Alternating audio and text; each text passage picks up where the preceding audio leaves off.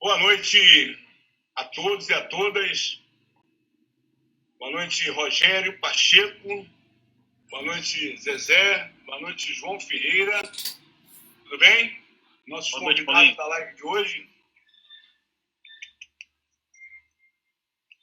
Boa noite. Tudo bem, João? Tudo bem, Paulinho? Boa noite. Boa noite, Zezé. Boa noite, Rogério. Boa noite a todos. Boa noite a todos. Nós ainda estamos aguardando o nosso professor João Jorge.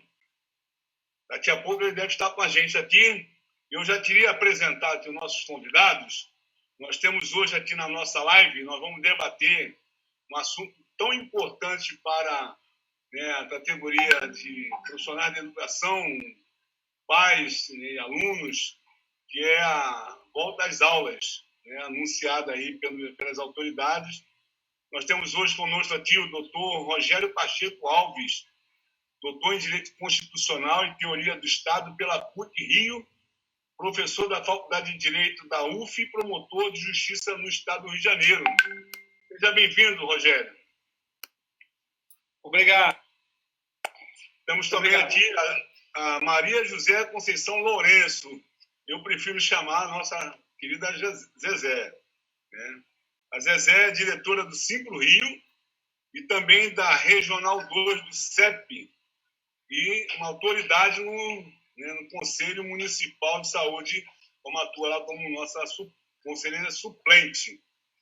Temos aqui o combativo João Jorge Araújo, ele deve chegar daqui a pouco. João Jorge é vice-presidente do Simpro Rio e diretor da CONTER, da Confederação Nacional dos Trabalhadores em Estabelecimento de Ensino, da rede privada. E o João Ferreira, nosso comandante aí que está na sala, que é diretor do CEP e da Rede Estadual de Educação. Mais uma vez, boa noite a todos. Eu queria aqui, companheiros, dizer o seguinte: o Brasil está passando por 4 crises simultâneas. Uma crise política, uma crise econômica, uma crise social derivada dessas duas e uma crise sanitária. Na nossa geração, nós não tivemos uma crise de tão vultosa expressão. Nós chegamos, hoje foi atualizado pelos veículos de comunicação, se associaram para divulgar os números da Covid, porque o governo mudou a fórmula de divulgação. Nós chegamos a 58.927 mortes e 1.383.678 casos de Covid. No Rio de Janeiro, ainda há pouco foram divulgados os números para 112.600 pacientes contagiados e 10.080 óbitos. Não é fácil. Então, nós não tivemos um tratamento adequado para o enfrentamento dessa pandemia. O governo Bolsonaro se esmerou em fazer coisas que não foram recomendadas. Participar de aglomerações, estar sem máscara, e os governadores tomaram algumas medidas. Lógico que as medidas que esses governadores tomaram são muito limitadas, faltam muitos recursos. Como nós sabemos, o Brasil vem de uma crise desde 2016, que a gente está com números muito expressivos, negativos, um desemprego altíssimo, mas eles tomaram algumas medidas. E, mesmo assim, não deixaram de expressar muitas contradições com as recomendações das autoridades. E aqui nós tivemos como destaque, é bom destacar isso, que uma instituição de renome, que é a Fundação Oswaldo Cruz, já vem desde algum tempo manifestando opiniões que vão na contramão do que essas autoridades têm feito. Lá atrás, lembro, foi em maio, se eu não me engano, a Fiocruz, ela atendendo uma solicitação do Ministério Público, encaminhou às autoridades uma recomendação de decretação do lockdown aqui no Rio de Janeiro e uma série de medidas de contenção para que se enfrentasse lá atrás, bem lá atrás, a pandemia que se espalhava aqui no Rio de Janeiro. O governador procurou se diferenciar do presidente, mas, sabe, o presidente tomou uma série de atitudes que não se devia tomar. Mas o que a gente viu aqui no Rio de Janeiro, de certa forma, eu quero expressar aqui a nossa opinião da nossa central, foi uma tremenda desorganização e falta de autoridade política. Se o presidente... olha, nosso amigo João Jorge está chegando aí. Se o presidente não dialogar com os governadores, muito menos o governador do Rio de Janeiro fez. Não conversou com os prefeitos, ignorou a liderança natural que ele tem. Aqui a região metropolitana poderia pensar num consórcio para poder enfrentar de forma muito mais organizada a questão do dia. E já lá no início do mês de junho anunciou a liberação do comércio e mais recentemente a gente viu as decisões tanto do governador quanto do prefeito aqui da capital falando na volta às aulas. E é o nosso tema de debate aqui. Há uma pressão muito grande de empresários, é bom que a gente tenha aqui, de todos os ramos da economia nacional, no sentido de volta às atividades de diversos setores da economia. Aqui há um plano de volta na atividade econômica dividido em 6 etapas. E as escolas, as aulas voltariam, segundo o prefeito, na terceira etapa. E ele anunciou que a terceira etapa seria a partir do dia 2 de junho. A pergunta que eu faço a todos aqui, e queria aqui ainda citar, antes de fazer a pergunta, por que eles justificam isso. O prefeito disse aqui, agora dia 27 de junho, que no dia 25 de junho, aqui no Rio de Janeiro, nós tivemos 164 sepultamentos. Ele diz, no mesmo dia, há um ano atrás, nós tivemos 200, ou seja, 36 a menos. E ele está dizendo o seguinte, diante dessas informações e diante da ocupação dos leitos, já está mais do que na hora de flexibilizar total. É isso mesmo? Eu queria fazer uma pergunta aqui a todos agora, se nós já temos condições de voltar às aulas.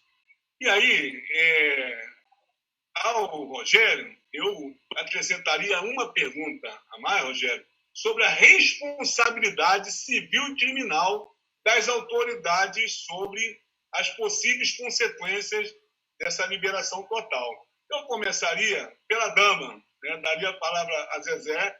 Zezé, eu vou aqui passar a pergunta a vocês, mas gostaria de estabelecer um tempo de resposta de 5 minutos. Se a gente achar que tem necessidade de estender um pouco mais, a gente cede um pouco mais, tá bom? Mas vamos trabalhar com 5 minutos. Passa a palavra para você, Zezé.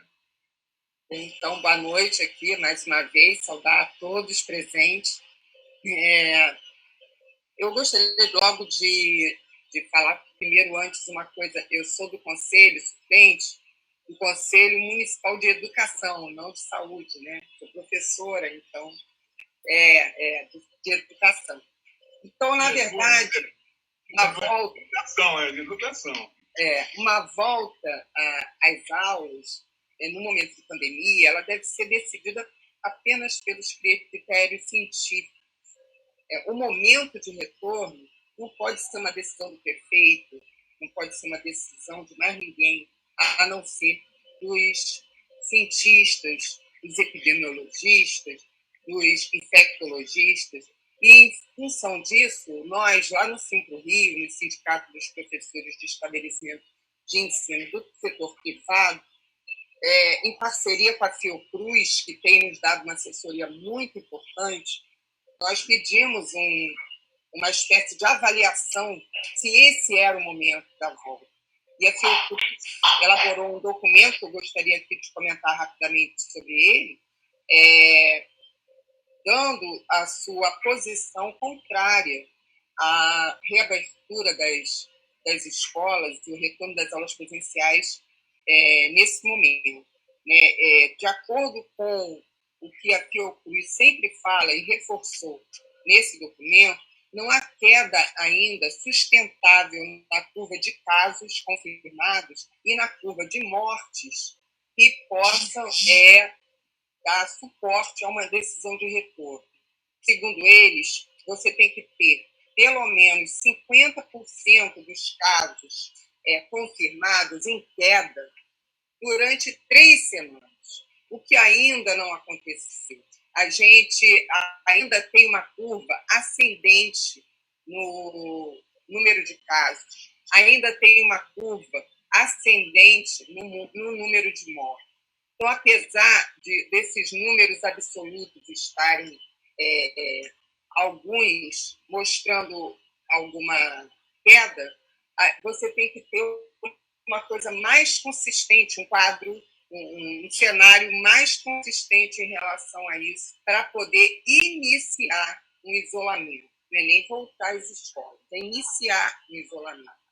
Segundo a Fiocruz, no dia 28, né, anteontem, na verdade, a taxa de ocupação de leitos de UTI no município estava em 91% na UTI de adultos e 80% na UTI infantil. Então, é um percentual muito alto de ocupação que não dá conta de evitar um novo colapso, como nós já tivemos aqui no Rio, caso haja um aumento maior de contágios abrupto, que é sempre uma possibilidade quando você lança na sociedade uma abertura maior do comércio, como a gente está vendo, principalmente do comércio, com aglomerações enormes nos ônibus, transportes públicos. A própria prefeitura ela coloca que nos trens, por exemplo, o ideal seria ter 50%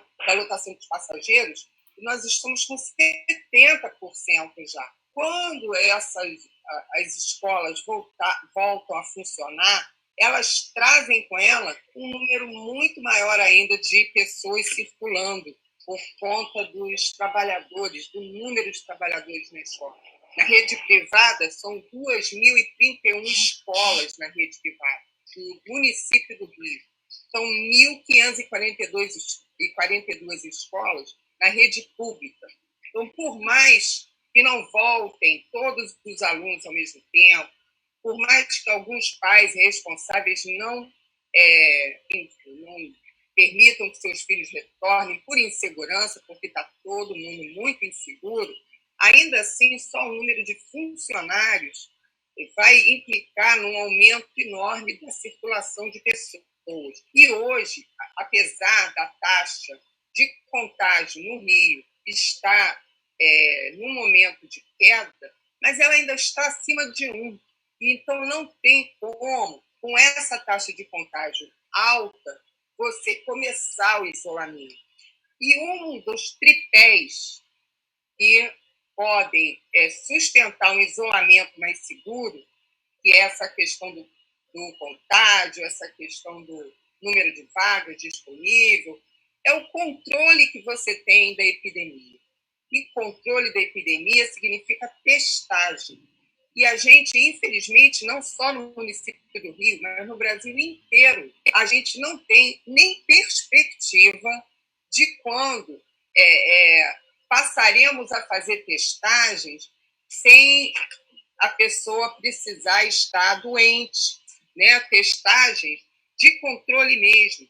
Né? Na verdade, a prefeitura, para estar já na fase 2, iniciando a fase 3, desde antes da fase 1, deveria ter capacidade de detectar, testar, isolar, tratar e rastrear contatos, identificar cadeias de contágios, porque isso dá uma informação para a prefeitura que permite a ela perceber focos de contágio que vão surgindo para que ela possa agir em cima desses focos. Caso contrário, é o que nós estamos vivendo.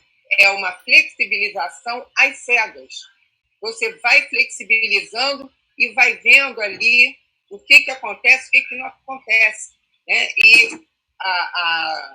os parâmetros que a prefeitura usa são muito, muito menos rigorosos do que os parâmetros da Fiocruz, do que os parâmetros da UFRJ, do que os parâmetros da UF. Então, é importante que as pessoas entendam que é a ciência que precisa definir o momento do retorno. Nós estamos falando de vida, de saúde, de doença. Nós estamos falando de proteção à infância. Estamos falando de proteção ao trabalhador.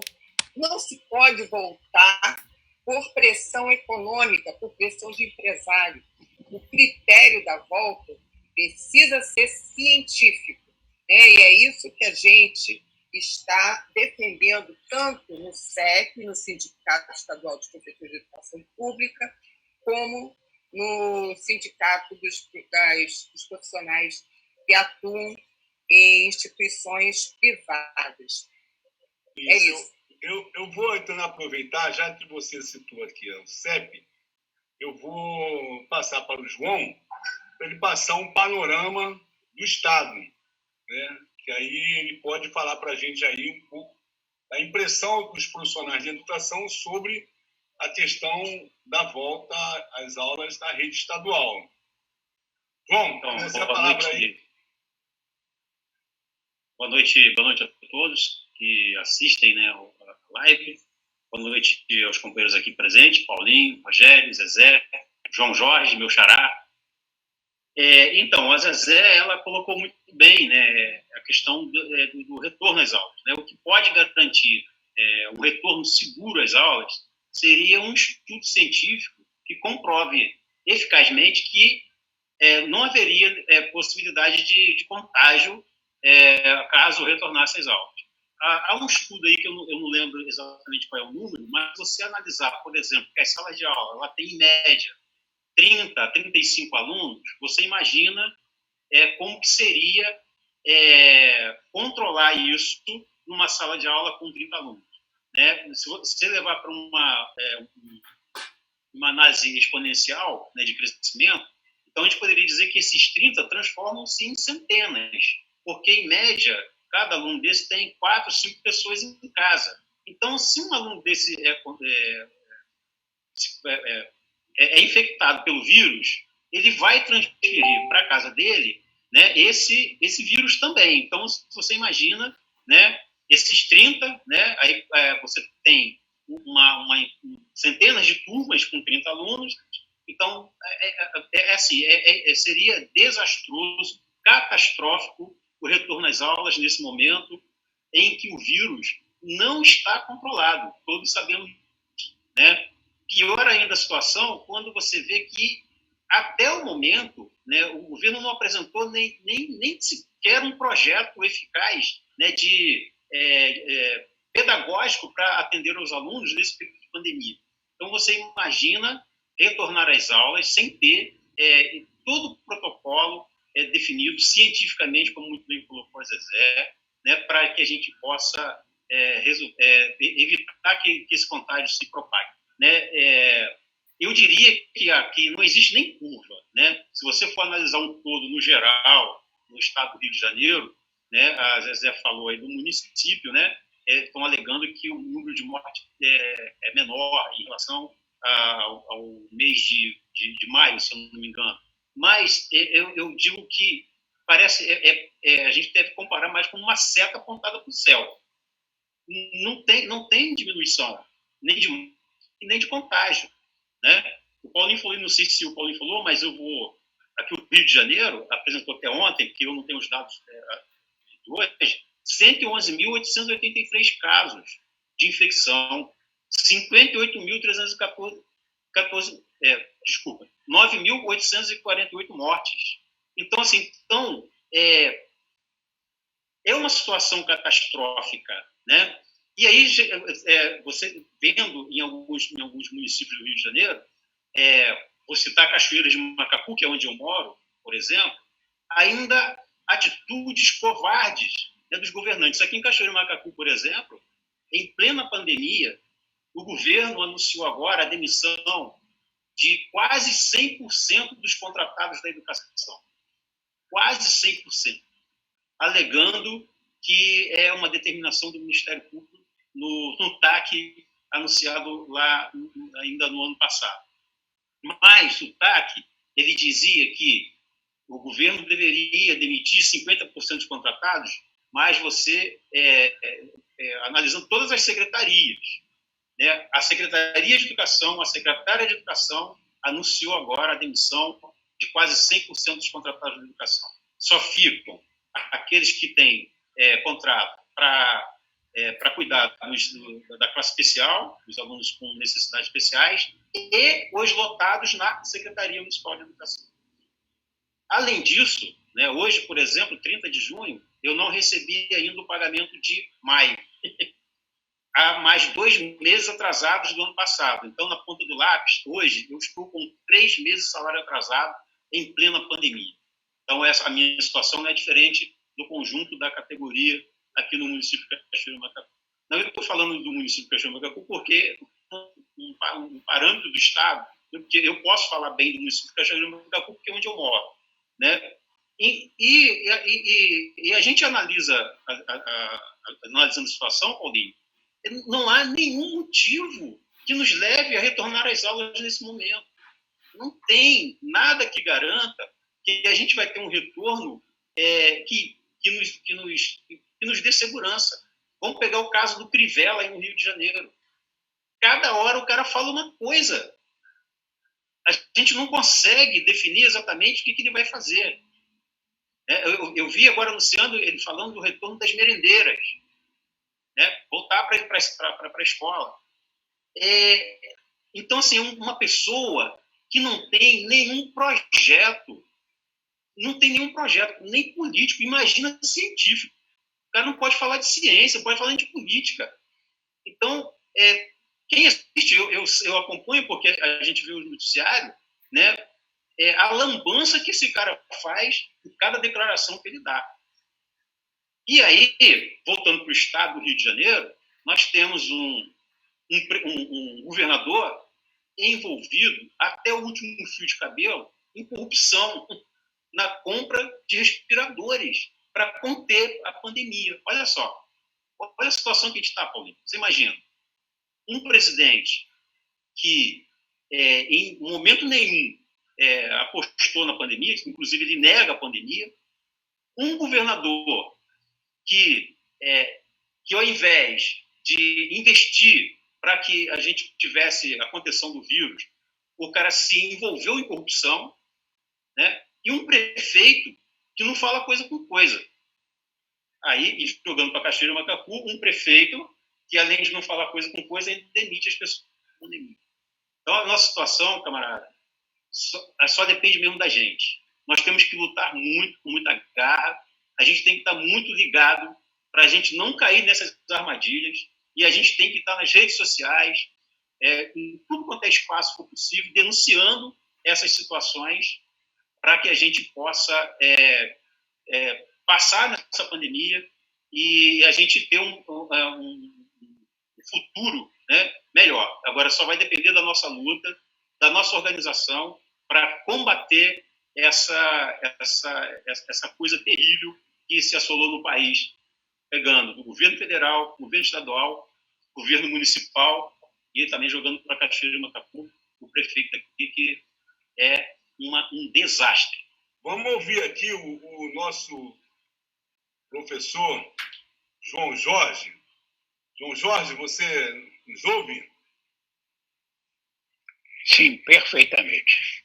Você liga a sua câmera, que nós queremos vê-lo. Tá e eu já faço uma pergunta a você, João Jorge. O prefeito cedeu às pressões?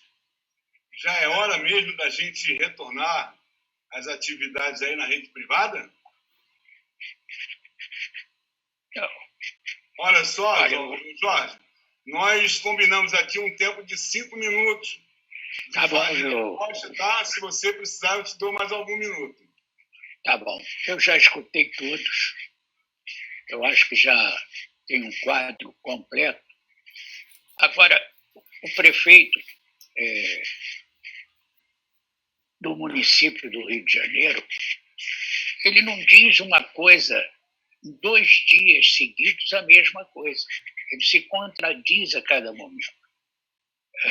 O Sindicato dos Professores Simpro Rio, ele já esteve com o prefeito 2 vezes.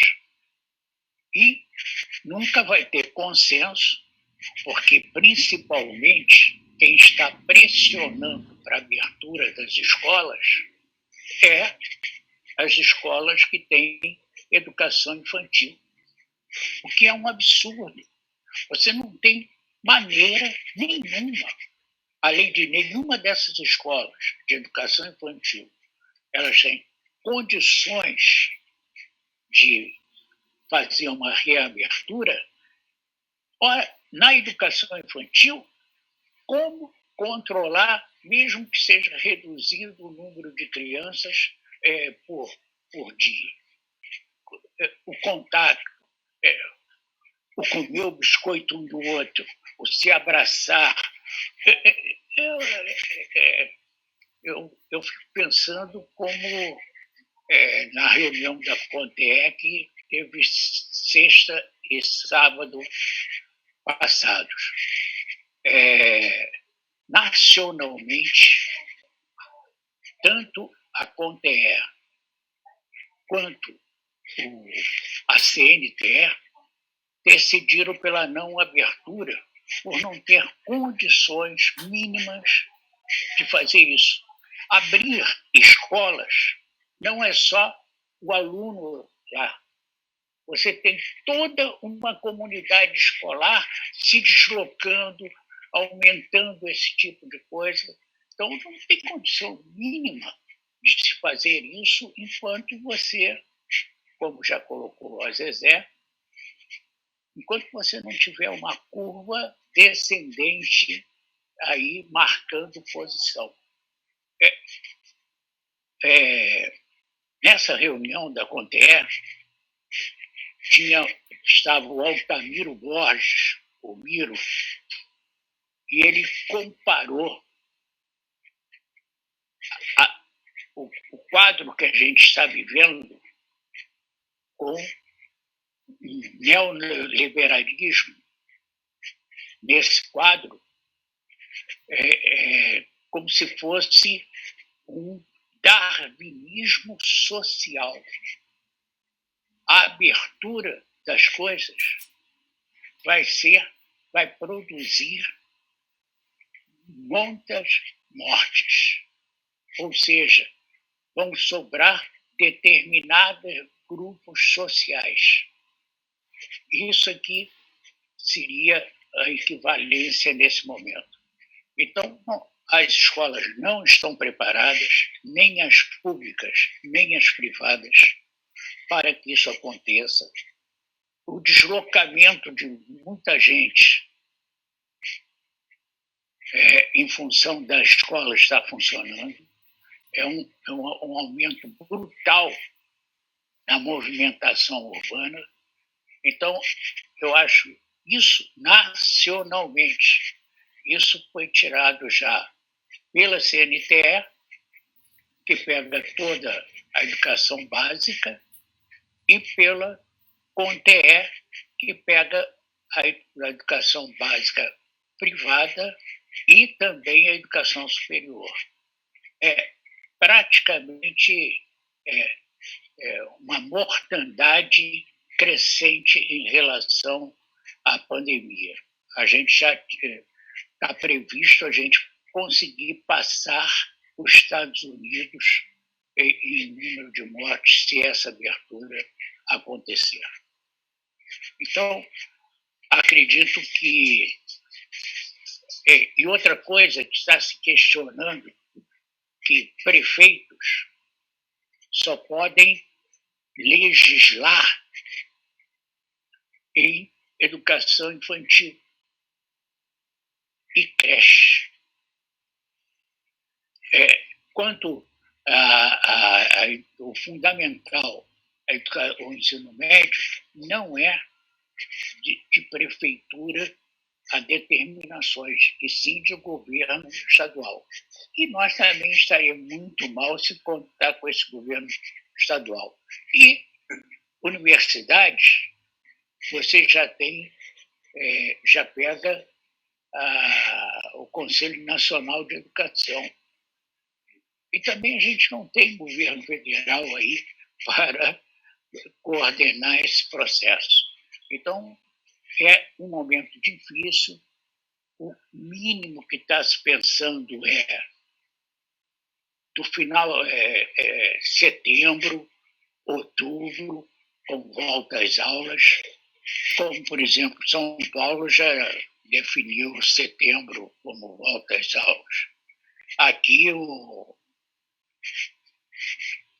prefeito já determinou que, se eu não me engano agora, depois, cada dia é uma mudança, uma alteração para a escola pública em agosto. E para a escola particular, abre quem quer, vai quem quer, esse tipo de coisa que ele está colocando como definição. Isso não é protocolo, né? Isso não é protocolo. Não é protocolo. Ele diz que ele tem um grupo científico que faz um protocolo para ele que não sabe. A Zezé colocou, a Fiocruz está assessorando o Sindicato dos Professores do Rio, mas também está assessorando a federação, que pega todo o estado do Rio de Janeiro. Então, a gente, sem o mínimo Vou passar aqui, de assessoria. Vamos ouvir aqui o nosso companheiro Rogério. Tá bom. Eu vou ser um pouco mais generoso com o tempo, porque nós tivemos aqui 3 profissionais da educação, um da rede municipal, um da rede privada e um da rede estadual. Já deu, Rogério, para traçar um panorama, né, bastante complexo, né, nesse assunto. E não estranhe, vocês que estão nos assistindo, né, da presença de um promotor aqui na sala. Né? Rogério é um estudioso da matéria, né, vai nos ajudar bastante aqui, né, nesse tema tão complexo, tão necessário, né, de debate. Eu fiquei impressionado com a informação, Rogério, assim, que vem lá do site do Simpro. Eles dizem o seguinte, né, o número de escolas públicas, escolas particulares, de um total de professores na rede pública, um total de funcionários, né, e alunos, eles falam em torno de 1 milhão de pessoas envolvidas nessa coisa todinha. Se a gente associar esse 1 milhão, né, entre profissionais, professores e funcionários, associar esse número, os familiares, nós temos aí um número estratosférico na ordem de 5 milhões, se a gente fizer uma conta, né, assim por baixo, de pessoas envolvidas numa possível liberação. Eu fiz a pergunta antes, né, dentro do tema que a gente está abordando, mas eu acrescentei uma pimentinha a mais. Há responsabilidades penais nessa coisa? Como é que é isso mesmo? O governante vai lá e vai dizer, não, que nem o João Jorge falou, quem quiser libera, né? Quem quiser ir vai, quem não quiser ir não vai. Isso é protocolo? Como é que é isso mesmo? Como é que você vê isso, Rogério? Queria te ouvir aqui, né? Passar para você a palavra. Bem, boa noite a todos. Muito obrigado, Paulinho, pelo convite. Fico muito honrado de participar aqui dessa live e parabenizo aí a iniciativa pela escolha do tema, um tema fundamental e que está deixando tantas famílias, né, aflitas, enfim, profissionais da educação, enfim, tanta gente aí aguardando, né, os próximos capítulos dessa novela, né? Como já foi dito aqui, é uma novela de desorganização, de falta de planejamento, né? Enfim, eu cumprimento meus colegas aqui também de live, Zezé Lourenço, João Ferreira, João Jorge e a todos que estão assistindo. Bem, você perguntou, né, por que um promotor participando aqui da live, né? Eu trabalho na área de educação no Ministério Público, né? O Rio de Janeiro tem já há mais ou menos uns 10 anos, né, uma atuação especializada em educação, e na capital, Rio de Janeiro, são 3 promotorias que trabalham especificamente esse tema, né? E eu estou nessa área desde 2014, salvo engano. Então, tenho acompanhado aí várias gestões, né, vários secretários, tanto do município quanto do Estado, e, infelizmente, o que a gente percebe é uma falta de planejamento histórica. E, nesse momento de pandemia, essa falta de planejamento e de diálogo com a sociedade faz com que o quadro seja cada vez mais dramático, né? Então, eu fico muito feliz de estar participando aqui desse encontro. E eu vou tentar me ater aqui ao meu tempo, enfim, para que a gente possa entrar em outros temas e dar a oportunidade das pessoas perguntarem. Só queria pontuar algumas questões aqui, muito rapidamente, que eu acho que alguns já falaram, enfim, são realmente os pontos, a meu ver, mais importantes, né? Em primeiro lugar, essa questão do lastro científico da atuação do gestor público, né? Cada vez menos o gestor público ele dispõe de um campo de liberdade de atuação, né? Que tecnicamente a gente chamaria de discricionariedade administrativa, né?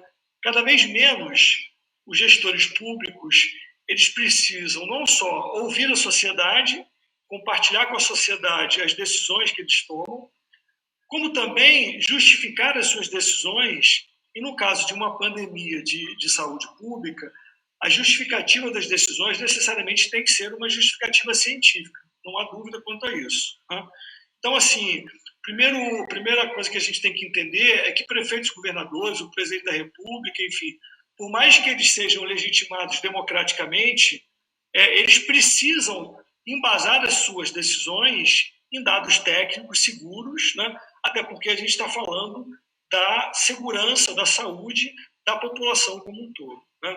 E é nesse sentido que o Ministério Público do Rio de Janeiro tem procurado trabalhar, né? É muito mais do que dizer se pode ou não pode, né?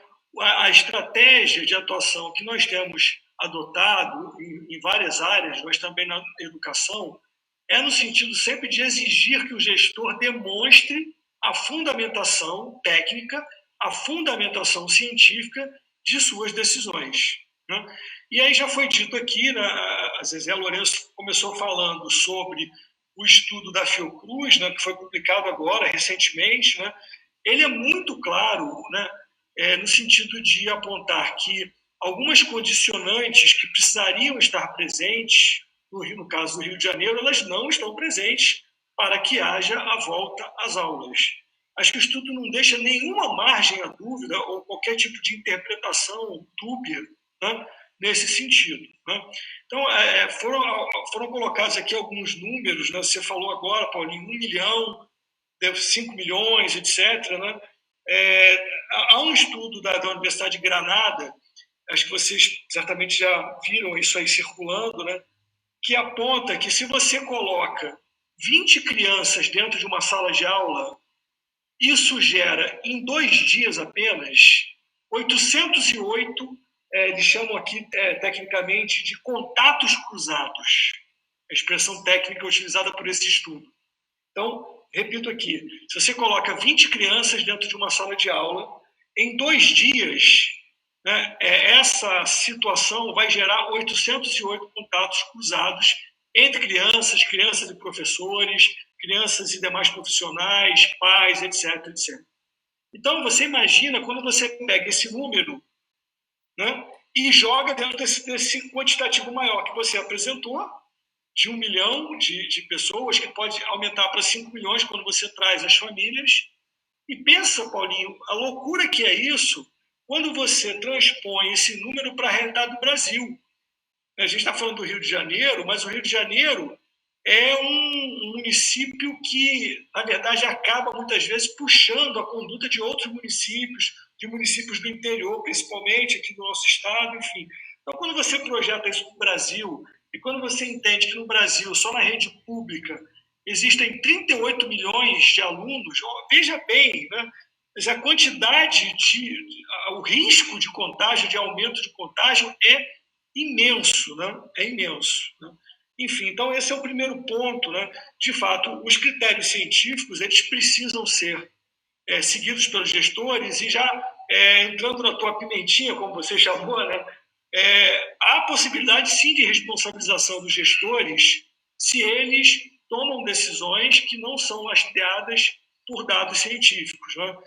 Até isso foi discutido recentemente pelo Supremo Tribunal Federal, em razão de uma medida provisória que foi editada, ao que parece, com o objetivo de isentar os gestores de responsabilidade, e o Supremo Tribunal Federal deixou muito claro que decisões não lastreadas em critérios científicos constituem erro grosseiro para fins de responsabilização, né? Então, o gestor não pode, diante dessa decisão da nossa Corte Constitucional, da nossa Suprema Corte, dizer não, eu tinha mais de uma opção, ou a situação era uma situação de dúvida, por isso eu não posso ser responsabilizado. Não.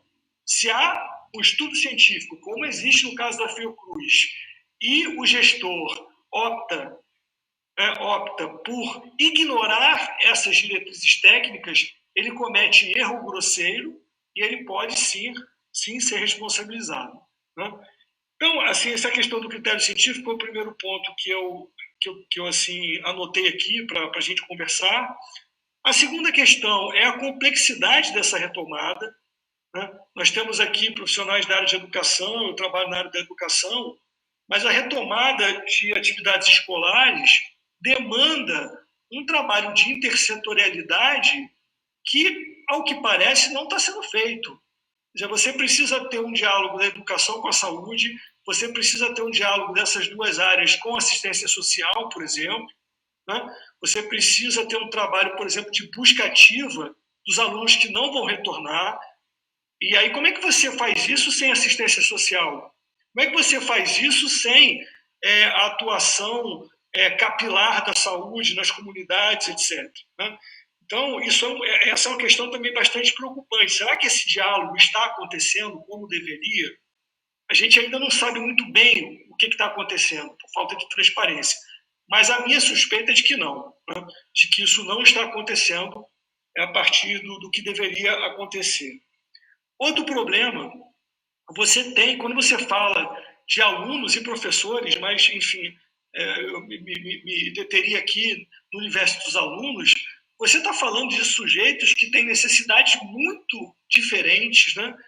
Cada vez mais, né, as redes públicas e as privadas também, mas sobretudo as públicas, recebem alunos com alguma deficiência, com necessidades específicas de aprendizado, com necessidades técnicas específicas, material específico. Isso sem falar em indígenas, quilombolas, educação prisional, educação de jovens e adultos, etc., né? E será que, da forma assodada como isso está sendo feito, esses sujeitos estão sendo contemplados, né? Eu acredito também que não, né?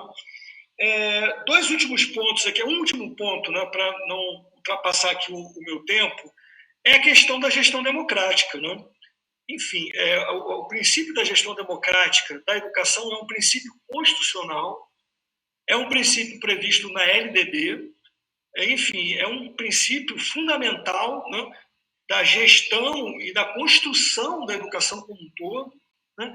E o que a gente percebe é que, a cada momento, essas medidas são anunciadas de forma assodada, sem um diálogo prévio com a comunidade escolar, com os responsáveis, com os profissionais, com os próprios alunos, enfim, né? E a sociedade tem, muitas vezes, que engolir isso, né? Tem que aceitar protocolo, né? Hoje, por exemplo, saiu uma notícia no sentido de que a Prefeitura do Rio de Janeiro teria elaborado 2 protocolos, né?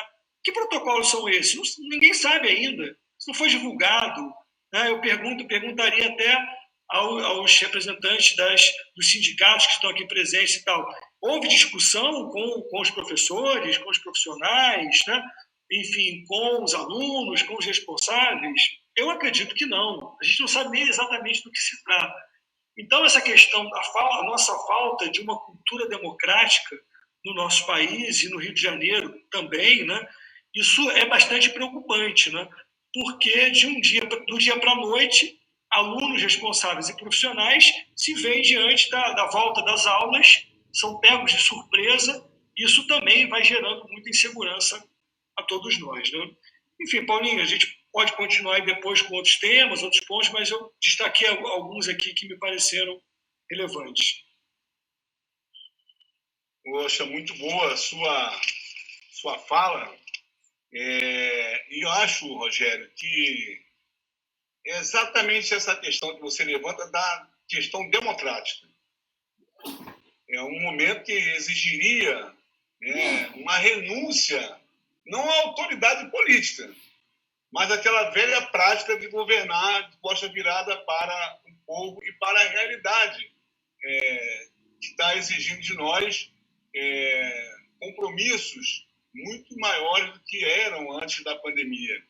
Nesse caso específico da educação, a gente já falou aqui, a gente já encontra-se muito latente essa questão da pressão dos empresários, desde muito cedo, né? O secretário estadual de educação propôs que as crianças tivessem aulas, né, remotas, ensino à distância. Não deu nenhuma indicação de como seria feito, né, esse ensino à distância. Depois, nós vimos aí a questão da merenda, né, coisas que a gente jamais imaginou que aconteceria, né, no meio de uma pandemia, como o João falou, né, da compra superfaturada de ventiladores. Mas o que preocupa é uma questão, tipo assim, daqui a pouco vão culpar as mães, porque vão querer encontrar, né, um bode expiatório. Vão culpar as mães que estão sendo obrigadas a voltar ao trabalho, né, vão culpar as mães, né, pela necessidade da escola voltar a funcionar normalmente, porque as mães não têm, né, com quem deixar as crianças. Pode ser que isso aconteça? Sim, porque, por outro lado, a gente está vendo a pressão, né, de diversos setores aí da economia do Estado do Rio de Janeiro, né, principalmente o setor de comércio, né, por retorno da atividade de shoppings, do comércio de rua, do comércio de ambulante. Enfim, não se pensou, como os outros países fizeram, né, de botar dinheiro na mão, né, das pessoas, botar dinheiro na mão das pequenas, das micros, pequenas e médias empresas, porque elas que são as responsáveis pelos empregos. Eu tenho, assim, uma preocupação com isso, né, na rede privada, né, de pressionar, né, a volta das escolas por conta, né, dessa pressão que eles fazem. E, no fundo, os professores, os profissionais acabam sendo obrigados, entendeu, a voltar por conta da punição que existe, né, de perda de dias, de desconto de salários. Enfim, a pergunta que eu vou fazer aqui, entendeu, é exatamente isso. Não seria um momento da gente exigir, aí envolve o Ministério Público, envolve todas as outras entidades aí que possam pressionar, de exigir um freio de arrumação, né?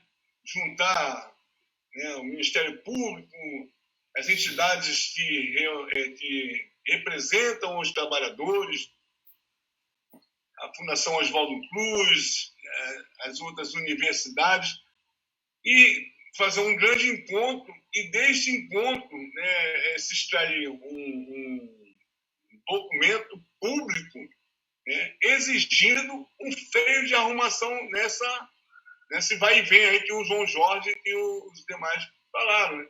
Uma hora o prefeito fala uma coisa, outra hora fala outra, e a gente não sabe efetivamente quem é que está com um bastão na mão. Se são os empresários ou se são os governos. Seria isso, Zezé? Não sei, eu penso assim, como é que nós vamos encontrar um ambiente em que a gente tenha, de fato, um debate, como o Rogério disse aqui, um debate muito mais centrado na necessidade de estabelecer um protocolo, né, sobre o retorno às aulas e que tenham todas as seguranças, né, necessárias ditadas pelas regras sanitárias. Sim, sim. É isso, Paulinho. Na verdade, em todos os entes, né, da federação, tanto no federal, estadual, como aqui no nosso município, a gente percebe uma total falta de planejamento das ações. As ações vêm, né, numa intuição improvisada. Não há um planejamento em cima da realidade de uma pandemia, inclusive. Né? Todo esse movimento aí de retorno dá uma impressão de que tá tudo voltando ao normal. Né? E se está tudo voltando ao normal, por que as escolas não podem voltar? Né? Por que as pessoas que estão fazendo isolamento não podem voltar ao trabalho? Então, essa negação da pandemia, ela também está embutida nessa flexibilização precoce que pode causar uma verdadeira tragédia humana, né? Aqui no município, no estado e no país. Na verdade, a prefeitura ela criou vários subcomitês específicos para prepararem protocolos. E tem participação da sociedade civil nesses subcomitês. O Simpro, por exemplo, tem assento no subcomitê de educação, que já realizou 2 reuniões. E em nenhuma das 2 foi discutido o protocolo, por exemplo.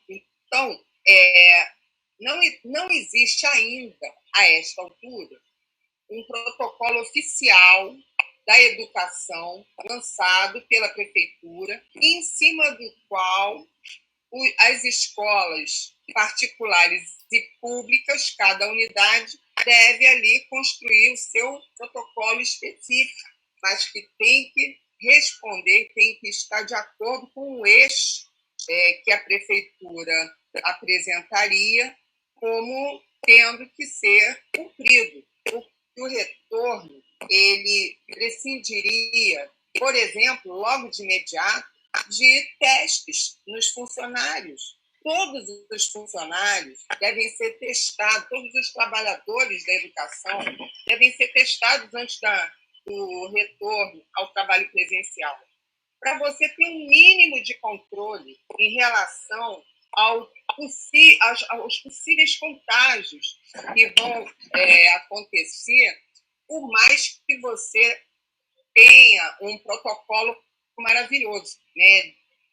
Lá no Simpro nós estamos fazendo reuniões com médicos, né? Tendo essa assessoria toda dos cientistas, da Fiocruz, que está sendo maravilhoso, e eles dizem não há como você ter 100% de segurança no retorno às aulas. 100% de segurança é só depois da vacina, é só depois de ter um remédio que consiga debelar a doença. Então, sempre vai haver o risco de contaminação. As escolas públicas e as escolas privadas, particulares também, têm uma diversidade enorme de realidades diferentes. A gente tem, no Rio de Janeiro, escolas privadas, né, que eram casas residenciais, se transformaram em escola, né, se transformaram em um prédio educacional.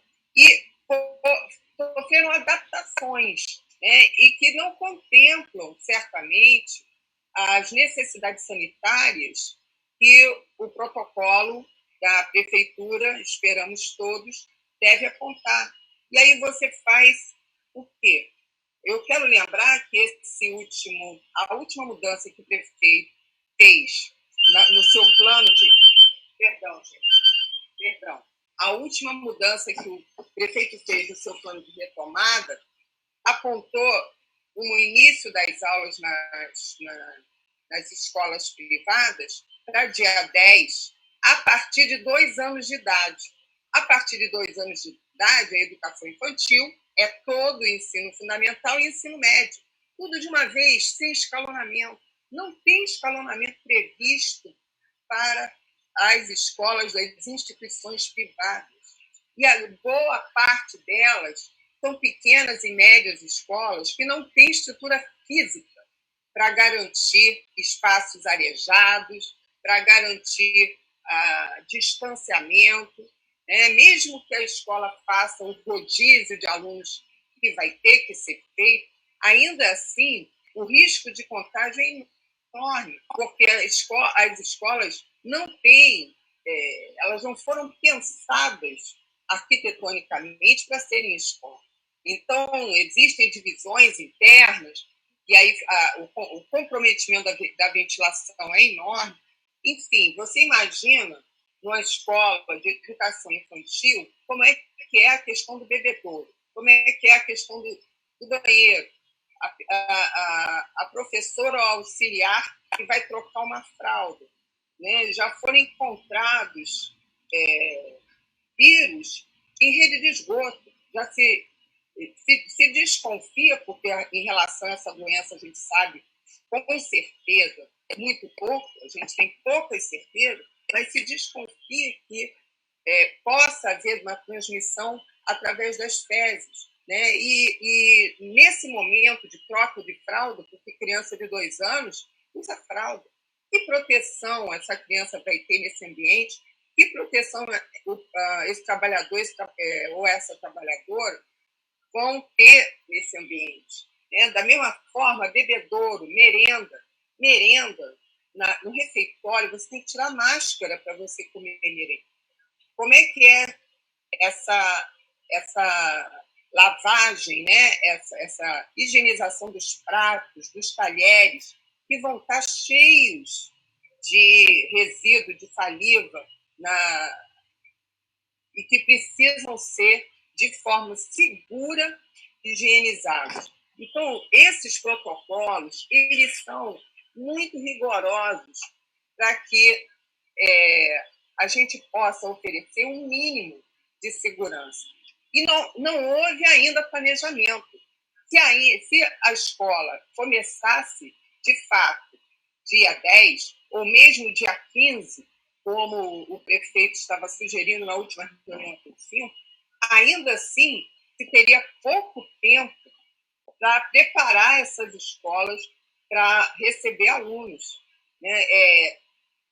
Escolas, então, de educação infantil, crianças de 2, 3 anos, elas já estão há 3 meses fora da escola.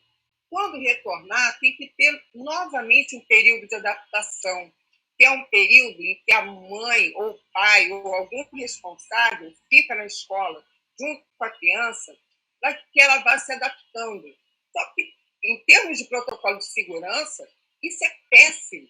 Você tem que ter um mínimo de pessoas dentro da escola ao mesmo tempo para reduzir a possibilidade de contágio. E o que fazer, então, com essas crianças? Como elas vão voltar? Vão chorar, como é normal acontecer, pela ausência dos responsáveis, e vão ficar chorando a 2 metros de distância de seus professores, por exemplo. Então, seria muito importante que houvesse um planejamento sério em cima de um estado de exceção que nós estamos vivendo, na verdade. Nós estamos numa pandemia. Não dá para pensar as práticas normais do dia a dia no momento de pandemia, nem depois que ela acabar, antes de ter a vacinação. Então, políticas que só governos podem traçar e planejar seriam fundamentais. Por exemplo, dar às famílias com crianças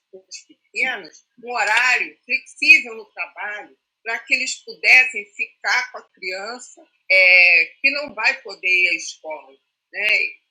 Algum tipo de respaldo, a prefeitura poderia estar ali planejando e garantindo.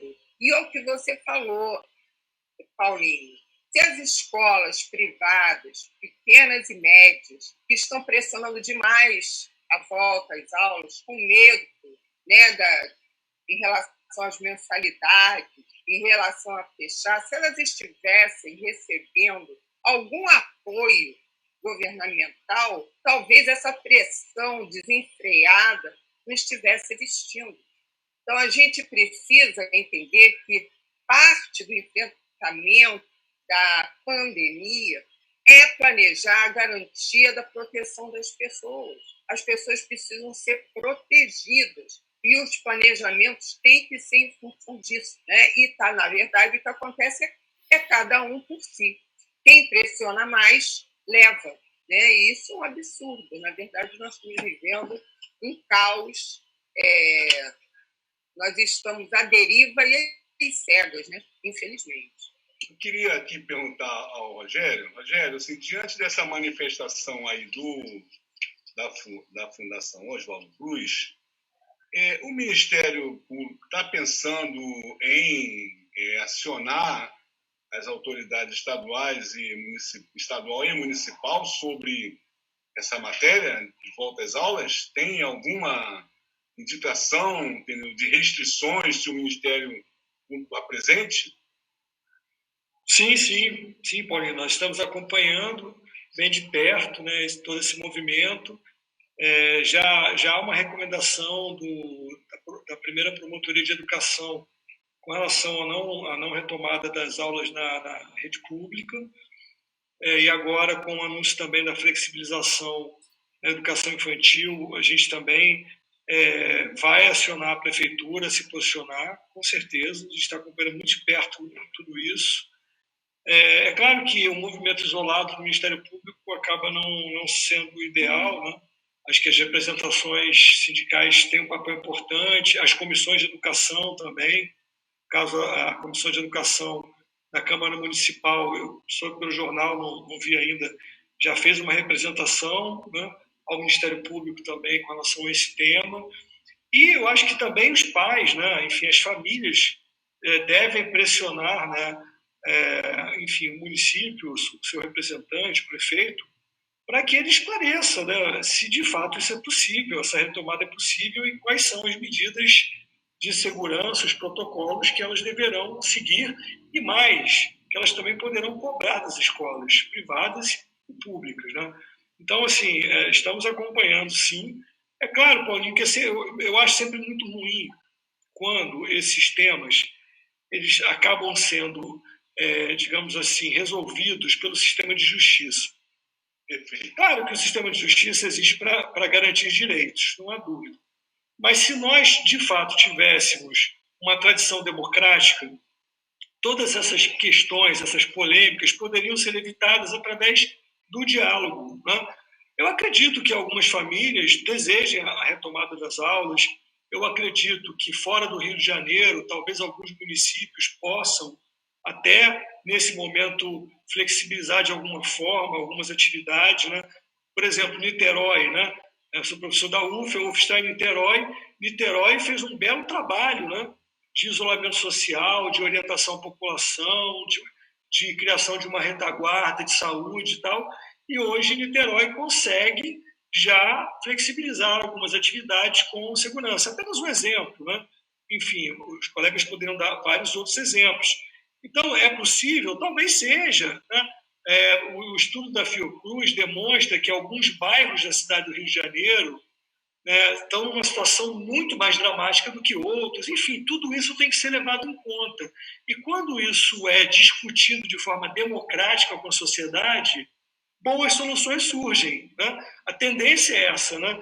A gente sempre tem que acreditar na potência dos colegiados, né? Na potência da democracia para produzir boas soluções. Né?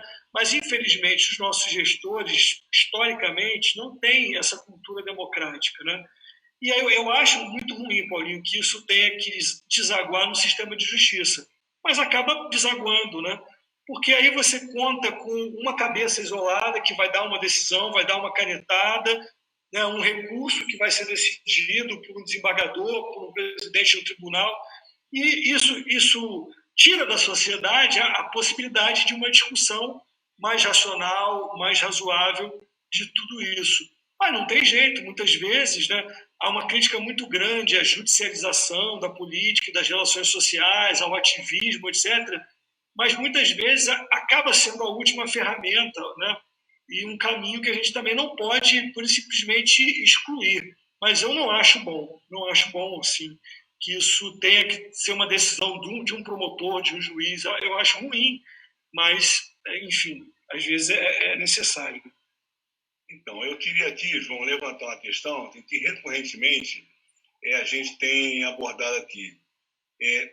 Só o município do Rio de Janeiro, João, nós temos aqui em torno de 2 milhões de pessoas morando nas favelas. Se a gente levar em consideração, né, a região metropolitana, nós temos aí em torno de 4 milhões e meio de pessoas, como diz o IBGE, em condições subnormais, né? Nós fizemos um encontro recentemente aqui com algumas lideranças comunitárias e eles foram categóricos. Há uma grande subnotificação desses casos de Covid e, principalmente, né, nas favelas, esses números são ainda mais gritantes. Nós tivemos, no caso, aqui um companheiro da Rocinha, a informação que dizia a prefeitura que tinha lá um número X de casos, e ele falou assim, não, esse número aí, tá, você pode botar 10 vezes mais. Então, assim, eu quero trazer esse assunto porque grande parte dos alunos que estão na rede pública, né, e escolas também estão dentro das favelas, né, Zezé? Nós temos um sem número de escola dentro das favelas e um sem números, né, de alunos que são moradores de favela, que estão na rede privada e na rede pública, né? E aí, com esses números que a gente tem, estudos já demonstraram que pode ser multiplicado até por 6, esses números de contágio, né? Pelotas, a Universidade de Pelotas divulgou recentemente um estudo, estão fazendo uma pesquisa em todo o Brasil, né? E alguns estudos já atestaram que esses números podem ser muito maiores, mas aqui eu resumo o caso seguinte: nós temos milhões de pessoas morando nas comunidades e a gente sabe perfeitamente que a opção equivocada, né, dos governos no enfrentamento da pandemia tornou esse número, né, que a gente está vendo aí. Né? Se tivesse dado valor à atenção básica de saúde, se a saúde não tivesse aqui na mão das OS, né, um sistema privatizado, que está aí nas páginas dos jornais, né, o Estado abriu mão de tomar conta de um setor importante para a população. Então, a gente não teve a opção de atuar na ponta, né, de isolar o caso da ponta. Né?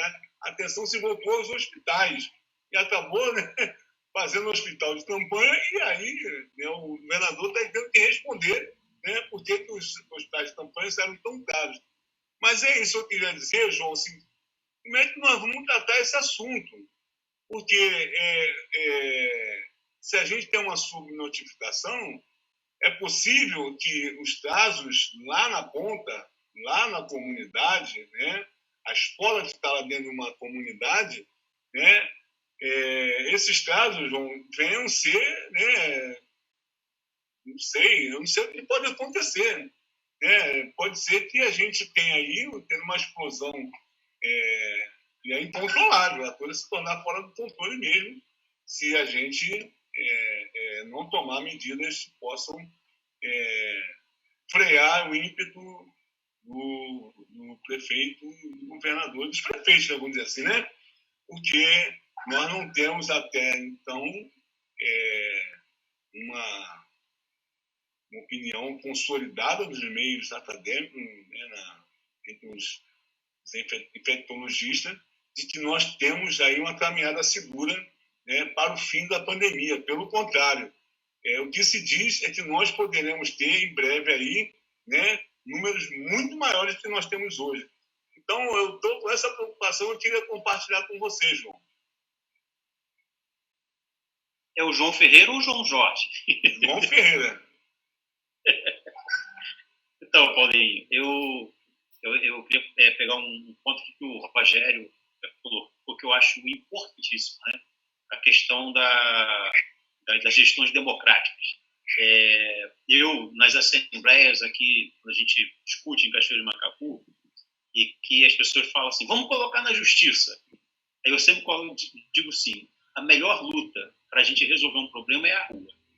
Porque na rua, o prefeito vai ser incomodado, ele vai ser o prefeito, o governador, né, o presidente, eles serão incomodados, eles vão ser desgastados. Quando você joga uma luta para a justiça, então o embate se dá nos tribunais, né? Então fica uma coisa invisível, né? E a gente pode até perder. Eu achei importante a sua colocação nessa questão, né, de a gente procurar resolver essas questões no debate democrático, né, que é muito importante a gente chegar a essa conclusão. Então, Paulinho, assim, eu não tenho assim um conhecimento aprofundado, né, das favelas do Rio de Janeiro. O que a gente tem é uma noção generalizada a partir dos noticiários que a gente vê no dia a dia, né? Mas o que complica a nossa educação pública, Paulinho, é que ela tem um modelo que não serve ao trabalhador, à classe pobre, né? O modelo de educação que a gente tem, ele ainda é um modelo que é aquela coisa de padronizado, né? Muito elitista. Então, isso dificulta um pouco, até mesmo nos projetos governamentais e pedagógicos, de você uma política educacional voltada exatamente para a classe trabalhadora, né? E aí, pegando para essa questão que você está colocando da subnotificação, no Brasil inteiro, né, a subnotificação. A gente não tem ainda, né, uma testagem eficaz, e isso faz com que os números eles sejam números não reais, né? Então, você imagina, né, retorno às aulas, né, porque a gente está falando aí desse crescimento exponencial, né, muito bem colocado também pelo Rogério. Eu estava tentando lembrar desses números, que essa coisa, você tem 30 alunos numa sala de aula, né, mas ele vai né, contrair a doença, vai levar isso para casa, aí tem o pai, tem a mãe, tem o avô, tem a avó, tem o tio, né? Então, essa convivência familiar vai fazer com que isso cresça muito. Então, isso é um complicador muito grande. E aí, você não tem testagem ainda com essa pseudo, né, isolamento social. Você imagina você abrindo, né, as escolas funcionando, como é que você vai fazer essa testagem? E ainda tem os profissionais, Paulinho, os profissionais que são de grupo de risco, né? Eu vou citar um exemplo aqui na minha casa. Meu genro e minha filha tiveram Covid, né? Meu genro, no ano passado, teve H1N1, aquela outra gripe. Então, já está numa situação de risco. O Fredinho, filho do Fred Araújo, você conhece, Paulinho? Que é também professor aqui na rede, ele tem problemas respiratórios complicadíssimos. Então, você imagina voltar para a sala de aula sem a testagem, sem esse critério científico, né, que os governos não estão dando a mim, né? E aí, infelizmente, né, os governos eles estão cedendo muito mais à pressão que vem de cima, porque o governo federal não quer investir nos municípios e nos estados, né? Porque ele nega a pandemia. A gente, olha só, está acontecendo um probleminha aqui, a luz está piscando de vez em quando. Pode ser que acabe a energia aqui, porque aqui a gente mora numa região que tem uma cooperativa de eletrificação rural que é meio complicada, né? A partir das 18 horas sempre dá um pico de luz, a luz acaba e fica um tempo sem retorno. Mas vou tentar ver se eu concluo aqui antes da luz acabar. Então, assim, como o governo federal pressiona e não quer ajudar, esses governos também ficam pressionados, né, no sentido de é melhor abrir do que ficar da forma que está, sem poder investir, porque não tem recurso para esse investimento, né? E, por outro lado, né, tem também os empresários, né, que estão cedendo muito mais à pressão que vem de cima, porque o governo federal não quer investir nos municípios e nos estados, né? que querem abrir o salão, que querem abrir, né, o açougue, que querem abrir o bar. Né? Então, essa gente também pressiona de alguma forma, porque também estão pressionados, porque eles também não têm condições. Por exemplo, o cara que tem um bar ali na esquina, que é a única sobrevivência que ele tem, né, está fechado, ele não pode abrir, não tem ajuda do governo federal, é o pequeno empresário. Né? Então, o cara também está pressionado, ele precisa da sua sobrevivência. Então, são vários fatores que interferem nessas questões, né? E que nos levam a uma situação de caos. Né? Então, voltando, assim, a gente tem a subnotificação, em todo lugar desse país tem subnotificação, aqui em Cachoeira de Macapu tem subnotificação, no Rio de Janeiro nem se fala, né? E a gente não tem um número real de infectados nesse país. Então, é uma situação catastrófica. Retorno às aulas é uma situação assim, catastrófica. E ainda tem um problema, Paulinho, da segunda onda, né? Porque nós estamos na primeira onda da pandemia. Ainda pode ter uma segunda onda. Então, você imagina. João, outro dia eu estava assistindo uma entrevista de alguns jornalistas e médicos, diziam assim, não existe uma segunda onda, nós estamos na onda. E a onda está crescendo. Não, eu sei. Não, mas eu estou falando em termos de... Porque a gente nem tem o primeiro surto, a gente não controlou nada. Eu estou falando a nível mundial. Você ainda tem a possibilidade de, a nível mundial, né, naqueles países que controlaram a pandemia, voltar a ter uma segunda onda. Então, assim, e aí não tem vacina, você não tem remédio, você não tem como controlar isso, camarada. Então, como é que resolve? O único remédio que nós temos hoje é o isolamento social. E o isolamento social requer do governo federal, do governo estadual, do governo municipal, investimento. Tem que ter. Deixa eu falar com o João aqui. Agora é o João Jorge. Tá. João, o João Jorge está nos ouvindo, né? O Oswaldo Teles, nosso camarada presidente do Simpro, nosso grande parceiro Oswaldo, um grande abraço, se estiver nos assistindo aí, grande abraço para o Oswaldo. Ele disse recentemente que a flexibilização do isolamento social só poderia ser colocada em prática se tivesse sido adotados critérios científicos, que nós estamos conversando aqui com o Rogério, que a Zezé, você, João, e o João Jorge já ressaltou, né? Critérios científicos e sanitários muito rigorosos e com ampla consulta às entidades representativas da sociedade civil. Isso que o Rogério ressaltou aqui, a questão democrática. Os profissionais de educação estão reagindo, né? Não teria outra atitude a ser feita de reagir. Já se falou, inclusive, de greve, né? Já se falou de diversos tipos de iniciativas, mas o fato concreto é que há uma reação, né, da comunidade acadêmica, dos profissionais de todos os níveis da educação. E eu pergunto aqui, João, a gente não eliminaria, inclusive, a necessidade de uma greve, não é isso? Se a gente tiver que chegar a isso, desculpa, mas uma greve com outro tipo de conotação, né? Uma greve em defesa da vida. Seria, né, uma atitude que os profissionais de educação deveriam, né, se dirigir à população nessa direção. A defesa da vida é o que está sendo demandado nesse momento, porque a gente não tem certeza de nada. Não é isso, Rogério? É isso, João? Isso. João Pereira, está me ouvindo? É o João Jorge. Estou ouvindo sim, João Jorge. Estamos te ouvindo. Tá bom. O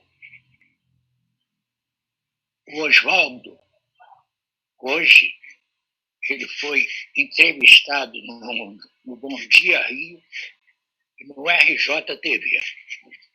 No Bom Dia Rio, acabou excluindo parte da entrevista e ele não pôde falar na assembleia que foi marcada para sábado agora, para ser decidido justamente o que fazer em relação à atuação dos professores nessa tentativa de volta à escola. Eu não gosto de falar volta às aulas, porque aí eu tenho que explicar que algumas escolas particulares, principalmente, estão fazendo aulas online, o que não a gente não entende como cabível para a educação básica. Mas, então, o Oswaldo conseguiu hoje falar sobre isso e a gente, no sábado, nós vamos decidir isso. O CEP já está falando em greve abertamente. A gente vai analisar e também acho que nacionalmente a gente vai ter uma posição de estado de greve na proteção à vida. A gente está fazendo isso. A proteção à vida é a nossa maior defesa. Então, a gente pode... Eu acho que esse ano a gente não perdeu nada ainda, a não ser vidas. Isso é que é o maior, em termos de Brasil, é bastante complicado. Eu tenho calculado para todos os países, e principalmente para o Brasil por um todo, existe um percentual de mortos em relação ao número de atingidos pelo coronavírus, pelo Covid-19. No Rio, no RJ, isso está sendo subnotificado, porque o percentual de mortes em relação ao número de casos é muito alto, o que mostra uma subnotificação. A gente teve muito mais casos, já que o número de mortes é mais preciso em relação ao número de notificados. Eu acho que a gente vai chegar à greve, isso quem vai decidir é a categoria. Nós estamos amplamente divulgando às 10 horas de sábado, a gente vai ter esta assembleia. Então, meus companheiros aqui dessa live, nós estamos chegando aqui já ao final da nossa live. Eu queria aqui anunciar aos que estão nos ouvindo, na quinta-feira nós vamos estar tratando do tema dos transportes, com um recorte sobre a vida dos rodoviários. É um tema também muito importante. Nós temos uma situação muito difícil no Rio de Janeiro, uma pressão muito grande dos empresários do setor de transporte. Não é de hoje que esses empresários estão na mira, de diversas investigações. E nós temos um número muito reduzido de transportes no Rio de Janeiro, o acarreta ônibus totalmente lotados, trens lotados, metrô, enfim, o sistema de transporte no Rio de Janeiro não acompanhou a necessidade sanitária de colocar mais oferta, ter mais oferta, para poder exatamente cumprir aquela regra ali do distanciamento. Então, nós vamos estar na quinta-feira com rodoviários aqui tratando exatamente da situação dos rodoviários. Então, já convido os nossos espectadores, eu não sei bem qual é o termo que a gente usa, para que nos acompanha nas lives, Mas então eu vou usar o termo aqui dos participantes da live, Eu queria aqui, para fechar essa nossa conversa, permitir que cada um use aí de 3 minutos, porque a gente já está chegando aqui a 1h30 20 minutos de live, para a gente passar as considerações finais e a gente tratar um assunto que a gente abordou do ano civil e do ano letivo. Né? Como é que nós vamos tratar isso? Porque tem a questão das horas, né? A MP que foi apresentada no Congresso dispensava a questão, né, dos 200 dias, mas exigia as 800 horas. Enfim, como é que nós vamos tratar desse assunto?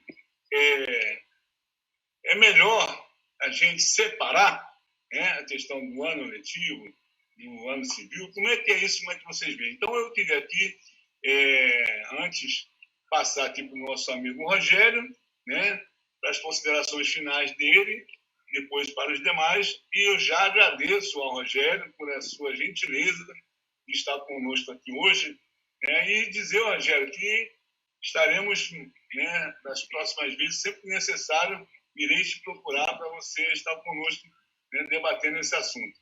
Eu passo aqui para as suas considerações finais.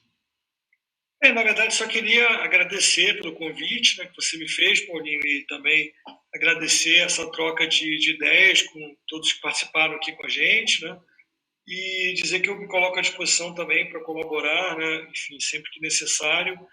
Eu lembrei aqui agora, né, enfim, de uma frase, né, que era dita pelo velho Brizola, né, que tem uma discussão, né, sobre se a educação pública é muito cara, né, enfim, as questões que dizem respeito ao financiamento da educação, que é um outro problema também que a gente vai ter que enfrentar, né? E o Brizola dizia o seguinte, que, na verdade, o que custa caro no Brasil não é a educação, né? O que custa caro ao Brasil é a ignorância.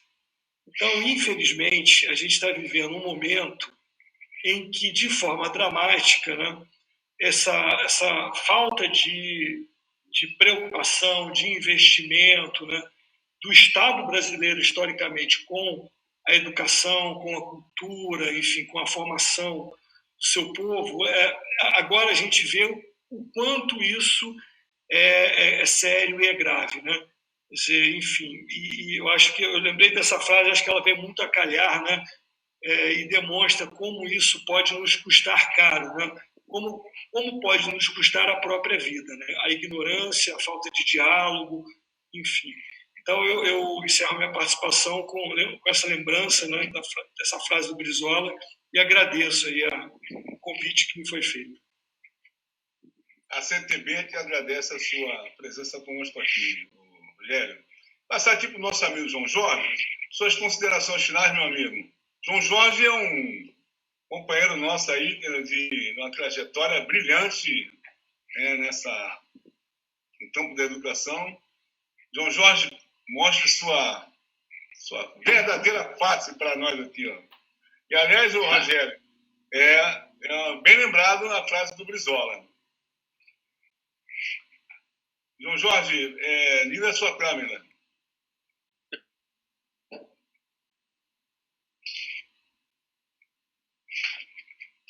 Está ouvindo? Sim. Não, eu só vou agradecer a participação nessa live. Eu acho que foi importante. Eu, junto com os companheiros, e a primeira live que a gente faz a gente nunca esquece. Então, é um tipo de veículo complicado. Eu passei o tempo todo me lembrando que há 70 anos atrás,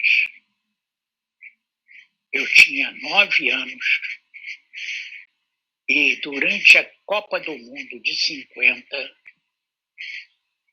eu tive tétano e fui cobaia da penicilina feita no Brasil pelo Instituto Vital Brasil. Após 11 dias, que eu não me lembro, acordei para a vida normal. O problema todo dessa doença é que a gente não sabe mesmo tendo uma vacina, quanto tempo essa vacina dura. Eu, por exemplo, todo ano eu tomo essa da influenza.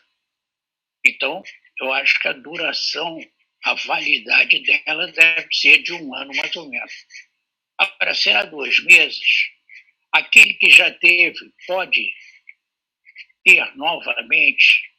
Então, a gente tem uma série de preocupações em relação a esse momento de Brasil, e pior momento do que esse, em que já tem essa Covid, a gente ainda no município do Rio de Janeiro tem Crivella, no estado do Rio de Janeiro tem esse governador, que eu não gosto de dizer nenhum nome, e na presidência, esse indivíduo aí que também é inominável. Então, o problema todo é esse momento, que é um momento complicado. Eu estou há 105 dias sem ir à rua. 105 dias. Eu tomei a vacina no dia 17 de março e estou até hoje sem sair de casa. Então, participar com os companheiros sempre é um momento bom para a gente. Apesar de que, com meus 79, caminhando para os 80, essa tecnologia é complicada, vocês me desculpem, porque eu fiquei uma meia hora para poder entrar nesse processo, nessa live. Você foi brilhante, João. Você foi brilhante. Muito obrigado, João Jorge. Muito obrigado. Obrigado a vocês. Eu vou ouvir aqui o João Ferreira. E aí, João, para as suas considerações finais. Então, Paulinho, eu queria primeiro agradecer, né, o convite, né, dizer que tem sido muito importante essas reuniões virtuais, né, nesse período de pandemia. E, inclusive, Paulinho, acho que a gente tem que ampliar isso no pós-pandemia. Eu fico, assim, lembrando das nossas reuniões presenciais, a gente não conseguia reunir tanta gente quanto a gente consegue reunir nessas lives virtuais, né? Então, eu acho que isso é um novo, é uma coisa nova, a gente tem que pensar nisso, né? É uma forma que a gente tem hoje de estar, mesmo no isolamento, nos juntando para que a gente faça a nossa defesa, né? Da nossa luta de forma mais organizada, né? Dizer que o CEP vai estar sempre atento a essas questões, vamos estar lutando contra essas atitudes arbitrárias desses governos, tanto na esfera estadual quanto na esfera municipal, né? E que estamos prontos para qualquer tipo de luta que for necessária. E encerro aqui, pelos mais de 1 milhão de casos no Brasil e pelos mais de 50 mil mortes, fora Bolsonaro, né? Pelos mais de 100 mil casos no Rio de Janeiro e mais de 9 mil mortes, fora Wilson e fora Crivella, e pelos mais de 20 mortes em Cachoeira-Macacu, né? E pelas centenas de profissionais que foram demitidos pelo Mauro, fora Mauro. Viva a luta, CEP sempre. E agora nós vamos encerrar com a Zezé. Antes, Zezé, eu queria fazer um convite ao Rogério. Rogério, nós temos um coletivo de educação da CTB. Se você se sentir à vontade, aceitar o convite, nós gostaríamos que você viesse a compartilhar conosco, né, da nossa produção de conteúdo, da nossa vontade de dialogar a questão da educação. Já tem o seu contato, né, e assim a gente vai criando, né, um ambiente de alargar nossos raios de atuação. Eu sentiria muito honrado, né, se você estivesse aqui no nosso coletivo. E passo para a única dama da sala, né, a Zezé, para fechar. Zezé, já lança aqui um desafio para nós, construir aqui no Rio de Janeiro um grande encontro da educação em tempos de resistência. A gente busca construir, Rogério, aí envolvendo a educação infantil, a educação fundamental, a educação universitária, um grande encontro da educação aqui no Rio de Janeiro para debater esse assunto. Acho que seria o desafio que a gente lançaria dessa nossa live aqui, entendeu, João?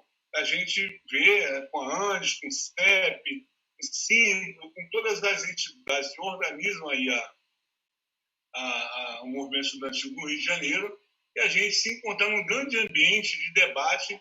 E aí sim, isso que o João falou, o Rogério disse aqui, né, da questão democrática, né, da participação da comunidade toda, no sentido de oferecer, né, uma outra argumentação às autoridades se eles não estão ouvindo. Aí eu queria passar para a Zezé aqui, né, para encerrar a nossa live. Zezé. Então, eu queria dizer que a atenção básica e as equipes de saúde da família do Rio de Janeiro vêm sofrendo um desmonte. Isso também foi fundamental, está sendo fundamental para a subnotificação. Se que pudesse dar alguma informação sobre isso, teria a atuação dessas equipes nas comunidades onde elas estão inseridas. Indo à casa das pessoas, como elas fazem normalmente, já na prática, procurar saber quem tem sintoma, encaminhar. Na verdade, as comunidades do Rio de Janeiro estão fazendo isso de forma autônoma, por sua própria conta. E talvez se a gente, o fato de ainda, se Deus quiser, não vai ter explosão de mortes nessas comunidades, seja em função dessa organização das próprias comunidades que contrataram ambulâncias, contrataram equipes médicas para fazer um serviço que deveria ser feito justamente pela atenção básica e pela equipe de saúde da família. Então, é um acúmulo de falta de planejamento e opções erradas que levaram, na verdade, a gente está vivendo uma tsunami. Não tem segunda onda, porque uma onda engole a outra. Né? A gente vai ter uma explosão maior da contaminação antes mesmo que a curva da onda começasse a descer. Então, é uma situação muito dramática. E por mais que a gente faça protocolos, nós temos que lembrar quem são aqueles que cumprirão os protocolos. Porque criança de 2, 3, 4, 5, 6 anos não vai cumprir protocolo. Então, temos que ter um mínimo de responsabilidade, sentido de responsabilidade com a vida humana. Na verdade, a saúde da população nessa pandemia, ela não pode ficar a reboque de interesses outros, de interesses estranhos à preservação da vida. E é isso que nós precisamos defender. E acho perfeita a sua ideia, o seu encaminhamento de nos unirmos e num momento, discutirmos juntos o que devemos fazer, porque não podemos ficar a reboque desses outros interesses. Então, queria só para terminar, lembrar a todos da rede do setor privado de ensino, dessa assembleia que vai acontecer neste sábado, dia 4, às 10 horas. Para participar, é preciso entrar no site do Simpro Rio ou na página do Facebook, do Instagram, procurar o card de informação, porque tem que escrever um e-mail solicitando a inscrição para receber o link. Então, a Assembleia vai ser unificada, educação básica e educação superior juntas, discutindo esse momento que nós estamos vivendo de pressão para o retorno antecipado e caótico, sem planejamento da volta às escolas. Então, quero agradecer essa oportunidade de estar aqui com os companheiros, de estar aqui pela CTB, nossa central de trabalhadores e trabalhadoras do Brasil. Estamos juntos e firmes, estamos ao lado de todos aqueles que lutam pela defesa da vida nesse momento de pandemia. Obrigada a todos aí, boa noite. Então, estamos encerrando aqui a nossa live.